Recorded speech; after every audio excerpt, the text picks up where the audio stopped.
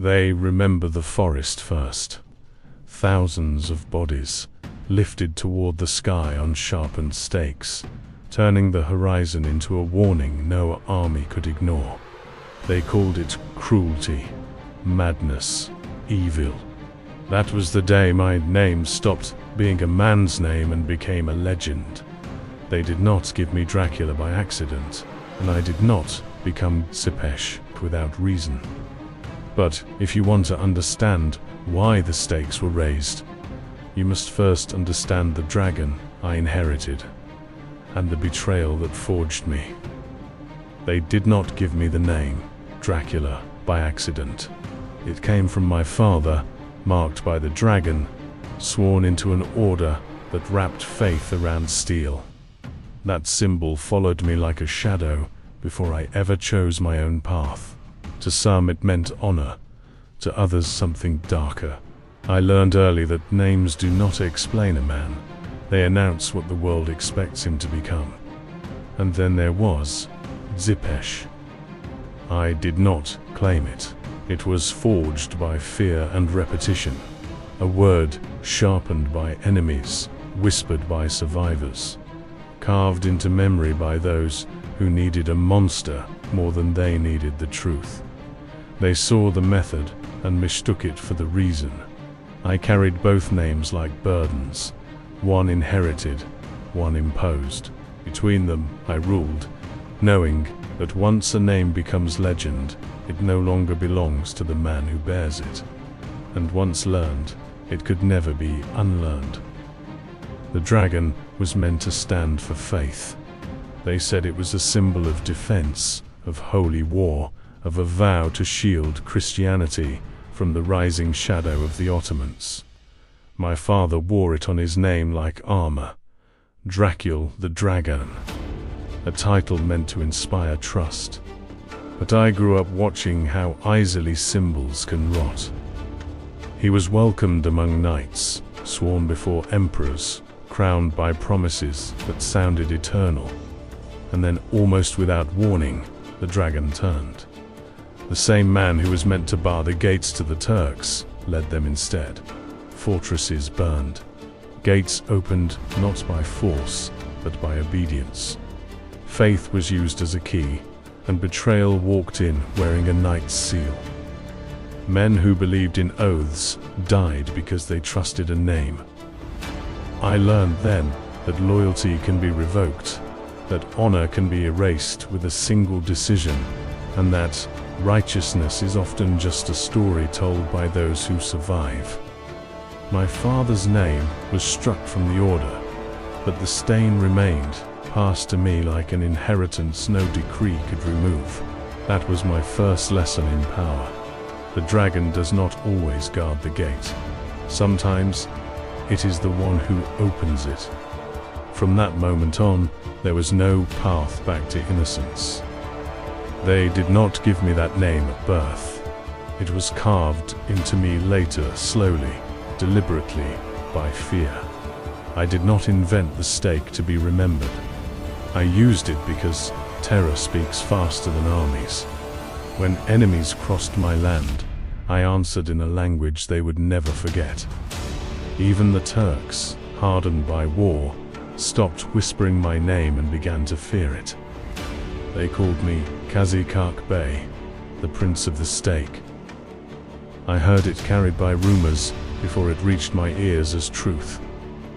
That name was not a title of pride. It was a warning. To them, to my own people, to myself. Because once a ruler becomes a symbol of fear, there is no quiet way back. Justice blurs, necessity hardens, and the man disappears behind the method. History kept the name, but it never asked what it costs to live inside it, because power never forgives hesitation. Power did not come to me as a crown, it came as a prison. I learned obedience behind foreign walls, watched strength dressed as mercy, and understood early how easily a man becomes currency. I was traded for stability, held not because I was dangerous, but because I might become so. Then death found my family before it found me. My father was cut down by rivals who feared his return. My brother was not merely killed, he was broken, buried while still breathing, erased by men who called themselves nobles. That knowledge reached me before freedom did. When the gates finally opened, I did not walk out unchanged. Captivity had taught me patience. Loss had taught me something sharper. I returned knowing this much. The throne is never given, is taken. And mercy, once mistaken for weakness, invites betrayal. And hesitation was about to cost thousands their lives. I touched the throne too early. I wore power before the country was ready to accept me, and before I was ready to hold it. I was lifted by foreign blades, by borrowed loyalty, and for a moment, I believed that was enough. It wasn't. The crown slipped from my hands almost as quickly as it had been placed there, torn away by a man who knew the land better than I did. Exile followed, waiting, rage sharpened into resolve. I learned that a throne cannot be shared, delayed, or begged for. It must be cleared. When I returned, I did not come to negotiate fate. I came to end it. Only when my enemy lay dead did the crown stop trembling. Only then did my rule truly begin. What followed was not war, it was a message. My first reckoning was not against foreign enemies, it was against memory. The men who had smiled at court while my father was murdered, who had buried my brother alive and called it politics, believed time had protected them. It had not. I invited them into celebration, into safety, into illusion. Then I closed the doors. I did not seek chaos, I sought balance. The old ones paid in blood, because they had taught the land that betrayal had no price. The rest I did not kill, I broke. I forced them to walk until privilege peeled from their bodies, until loyalty was replaced by fear. Stone by stone, they rebuilt a fortress with hands that had once signed death warrants. Some call it cruelty. I call it memory made visible, because a ruler who forgets betrayal teaches his enemies how to return. One meant to be remembered long after the bodies were gone. They remember me for the punishments, not for the fear that demanded them. My enemies catalogued my name alongside every cruelty they could imagine, flaying, burning, mutilation, until horror itself became my portrait. They spoke as if I delighted in pain, as if blood was my language. That story traveled faster than truth ever could. What they refused to say is why fear was necessary. Merchants broke my laws and laughed from the safety of distant cities. Rivals waited across borders, protected by foreign hands, sharpening their claims on my throne. Disorder crept in through trade routes and whispered promises. I answered in the only language that carried farther than negotiation. The stake became my signature, not because it was new, but because it was unmistakable.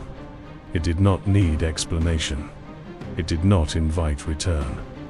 Where it stood, defiance ended. They called it savagery.